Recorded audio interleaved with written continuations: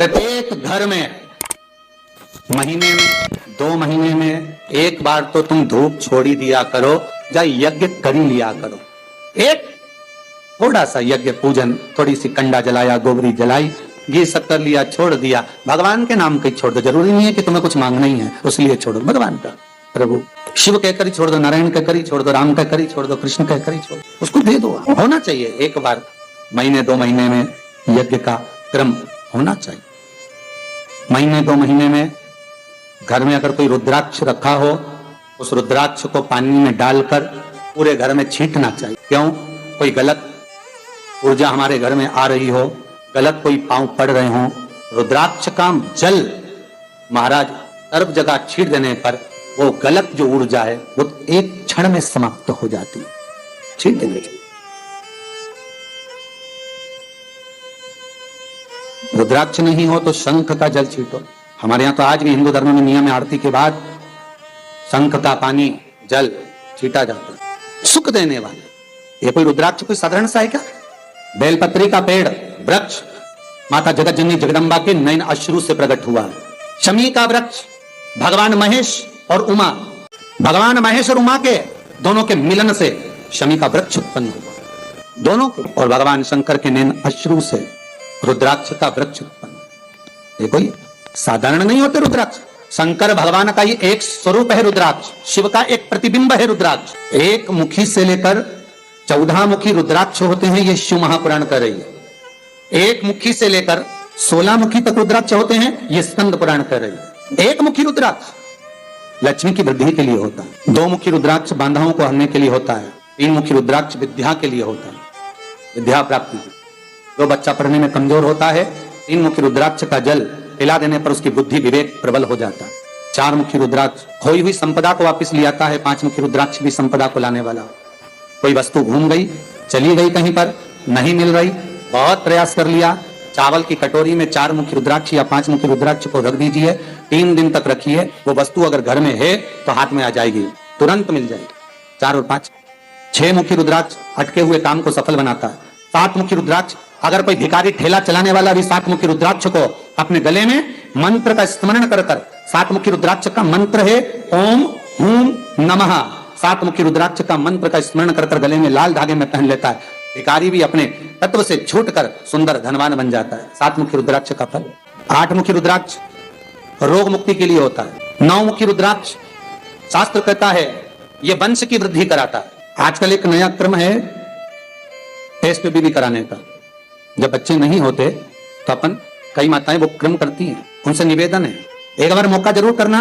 9 मुखी रुद्राक्ष को दूध में डुबा कर रख देना और उस दूध को रात्रि को पी लेना, कम से कम 2-2.5 महीना करना, महाराज गर्भ ठहरेगा। 9 मुखी रुद्राक्ष का दूध पति और पत्नी दोनों पिए, गर्भ ठहरता, गर्भस्थ भाव हुआ। संतान की प्राप्ति के लिए 9 मुखी रुद्राक्ष प्रबल है। 10 मुखी रुद्राक्ष घुटने का दर्द, कमर का दर्द उसके लिए होता है। 11 मुखी रुद्राक्ष रोग मुक्ति के लिए होता है। 12 मुखी रुद्राक्ष ब्लड प्रेशर के लिए होता है।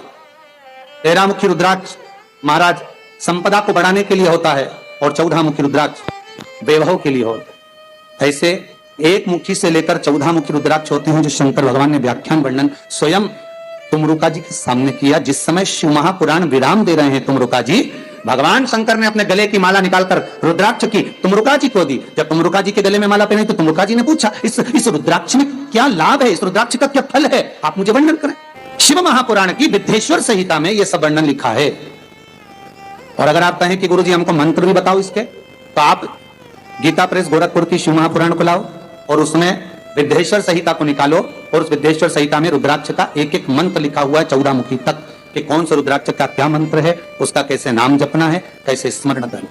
श्रीमद वल्लभाचार्य जी ने एक पुस्तक लिखी है जिसका नाम है जल भेद। श्रीमद वल्लभाचार्य जी लिखते हैं कुएं का जल, बावड़ी का जल, तालाब का जल, खड्डे का जल, बारिश का जल, आपसी का जल, हैंडपंप का जल, ट्यूबवेल का जल, नदी का जल, सरोवर का जल, तालाब का जल, घड़े का जल, कुंडे का जल, समुद्र का जल, सरोवर का जल, तालाब का जल, इन सारे जलों में सर्वश्रेष्ठ जल कौन सा है? श्रीमद् वल्लभाचार्य जी ने पूछा और उस पुस्तक में उत्तर भी लिखा कि इन सब में सर्वश्रेष्ठ जल कौन सा है? तो श्रीमद् वल्लभाचार्य जी लिखते हैं सर्वश्रेष्ठ जल है समुद्र का जल।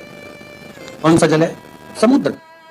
अब आपके मन में आएगा बताओ समुद्र तो खारा होता है, तो जल श्रेष्ठ कहां से हो गया?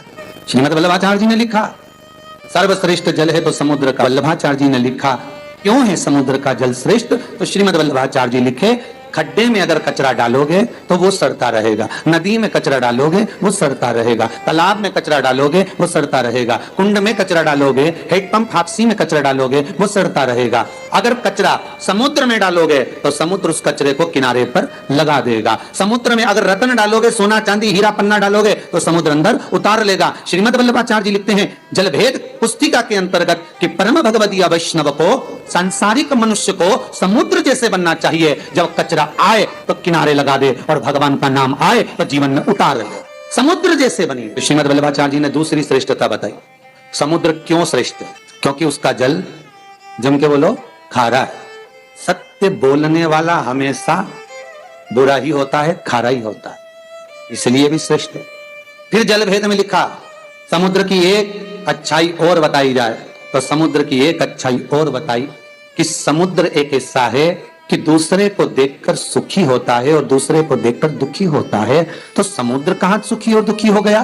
तो श्रीमद् वल्लभाचार्य जी ने लिखा जब चांद पूर्णिमा के लगभग में आता है, चंद्र जब बड़ा होता है, समुद्र उछलता है, खुशियां मनाता है, अपनी लहरों को उछाल भरता है, प्रसन्न होता है। और जब अमावस्या आती है, चांद जब छुपने लगता है तो समुद्र नीचे की ओर घटने लगता है। ये समुद्र की अच्छाई है कि दूसरे को बढ़ता हुआ देखकर उछलता प्रसन्न होता है और दूसरे को घटता हुआ देखकर समुद्र भी घट जाता है, रोता है। इसलिए समुद्र की अच्छाई हमारे भीतर आना चाहिए। किसी को बढ़ता हुआ देखकर कम से कम कह तो सकोगे कि हमारा संबंधी, हमारा रिश्तेदार, हमारा परिचित है, प्रसन्नता वहां हो।